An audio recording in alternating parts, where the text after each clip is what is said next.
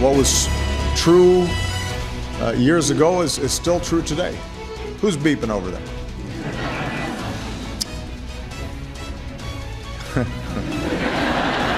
You're feeling kind of self-conscious, aren't you?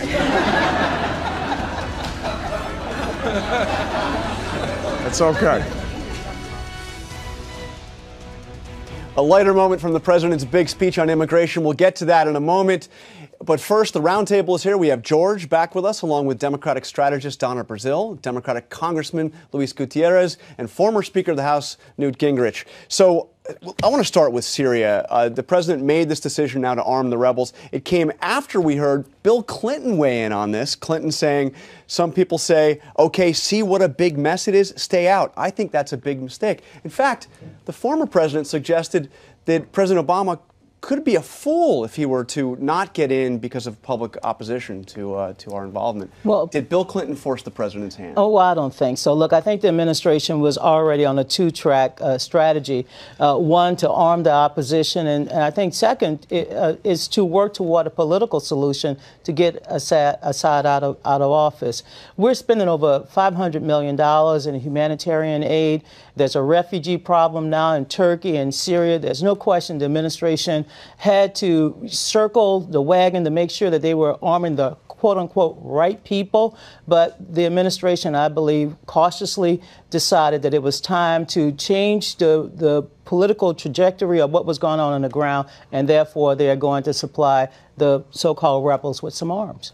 What's your sense, Mr. Speaker? Is this forced politically? I mean, obviously there's been a lot of... This is an administration that does almost nothing that is methodical, careful, and professional in national security. I mean, they don't take the advice of the generals. They don't take the advice of any... If you were to say to them, what is it going to take to knock Assad out?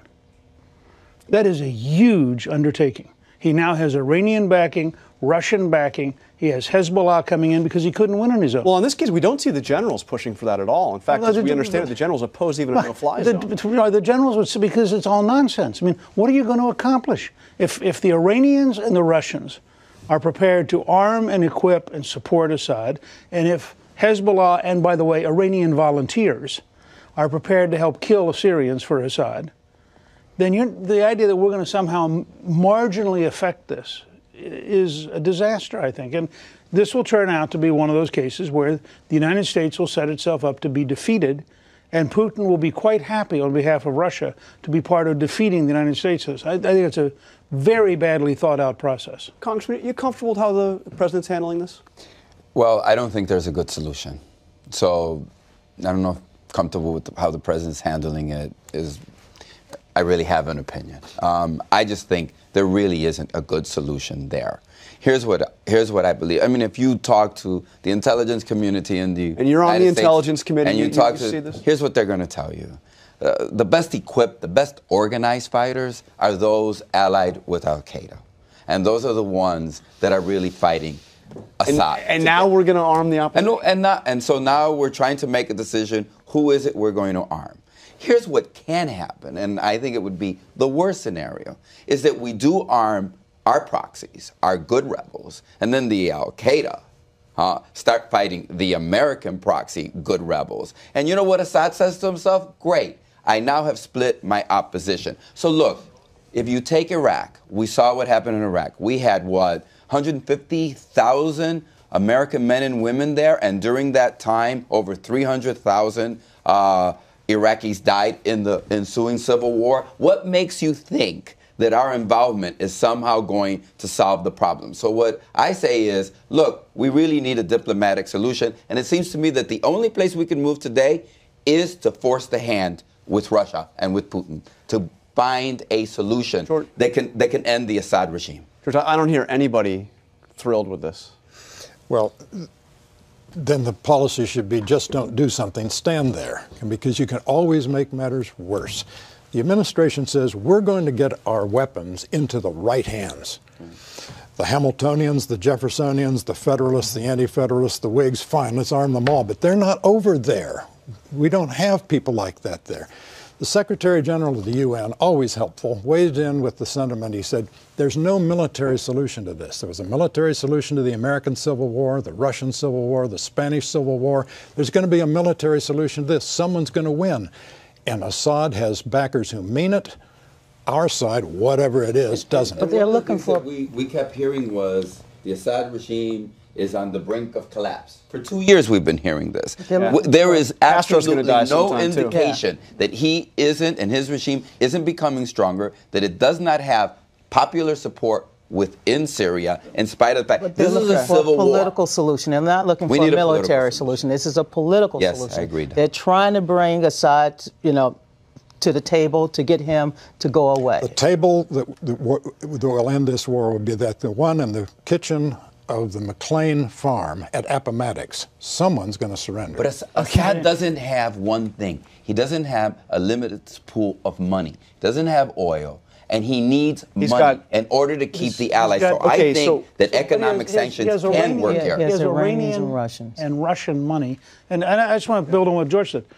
In the Spanish Civil War, the democracies ineffectively tried to help one side. The dictatorships effectively tried to help the other side. Military power, ruthlessness, and toughness matters in these kind of settings. Virtually all of it now is on Assad's side. And I think the United States proving that it is incapable of being effective will not be a particularly good strategy. Okay, I want to turn to immigration because we heard from Marco Rubio on this, a very critical week for the immigration bill. We also heard from Speaker of the House John Boehner, an interview with George Will. Take a listen. What's the most important thing you'll get done this year? I think immigration reform is probably at the top of that list. Signed into law? I think by the end of the year we could have a bill. One that passes the House, passes the Senate, signed by the President? Yeah, no question. Well, Mr. Speaker, the big question here is, should John Boehner go forward with a bill that does not have the support of a majority of Republicans? No, and I don't think he will.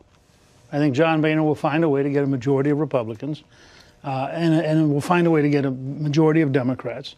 And it will be a more conservative bill than the Senate, and it will be a bill that is stronger on border security than the Senate. You really think a majority of Republicans are going to sign on to a bill that includes a path to citizenship? Sure, depending on how long the path is and what the circumstances are. Yeah, I think. Look, most people have two general beliefs. One is that you've got to do something when you have 11 million people who are currently outside the legal system. The other is you've got to control the future, and that means you've got to control the border, and you've got to have some kind of employment system that includes guest workers, or you're just going to kid yourself and 10 years from now be back in the same thing. I think Boehner has been very careful, and he's not going to carry everybody, but I think he will carry a majority of the House Republican Conference, or he won't bring a bill to the floor. Congressman Gutierrez, I have heard that you're going to meet, you and the Hispanic Democrats now are going to meet with the Speaker this week. Yeah, and I think that that's a wonderful opportunity to engage in bipartisanship. Do you think he's serious? I certainly hope so. I will tell you something.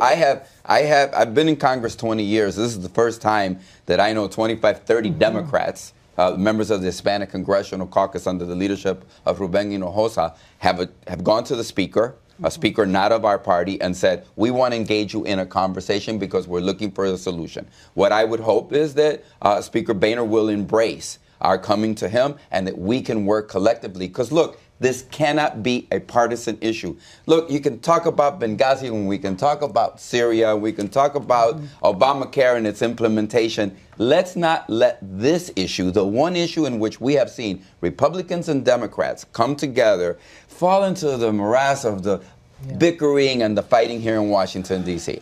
I want to say it's Father's Day, right? A study just came out this week in Illinois.